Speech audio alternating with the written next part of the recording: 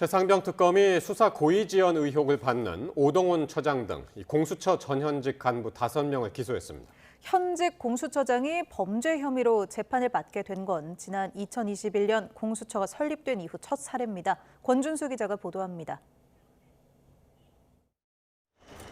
고위공직자범죄수사처를 상대로 3차례 압수수색을 진행하는 등 고의 수사 지연 의혹을 들여다봐온 최상병 특검이 오동훈 공수처장을 기소했습니다. 위증 혐의로 고발된 송창진 전 부장검사 사건을 1년 가까이 대검찰청에 넘기지 않고 수사하지도 않는 등 제 식구 감싸기를 했다는 게 특검 설명입니다.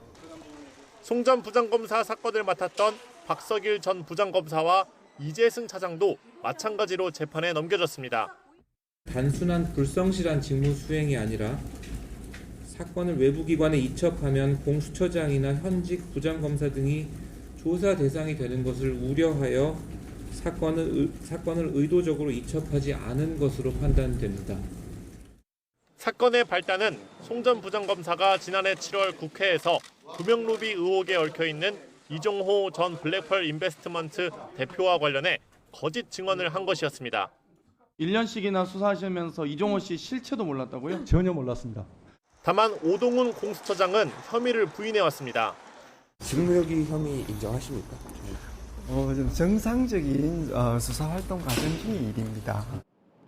현직 공수처장과 차장 등 지휘부가 범죄 혐의로 재판을 받게 된 건 지난 2021년 공수처 설립 이후 처음인데 공수처는 기본적인 법리를 무시한 채 결론을 정해놓고 사실관계를 꿰맞춘 묻지마식의 기소가 이뤄졌다고 반발했습니다. 또 공수처장이 대검에 통보할 의무가 생기는 건 수사를 통해 혐의가 인정될 때라고도 해명했습니다. 특검은 지난해 8월 공수처가 최상병 순직 사건의 수사 외압 여부를 들여다보기 시작한 뒤부터 내부적으로 수사 방해가 있었다는 의혹도 기소하는 방향으로 매듭지었습니다. 공수처장 대행과 차장 대행을 맡았던 송창진 전 부장검사와 김성규 전 부장검사에게 직권남용 혐의를 적용했습니다. 윤석열 정부를 향한 수사 진행을 막기 위해 서류 결제를 거부하거나 소환 조사를 하지 말란 지시가 있었다고 본 겁니다.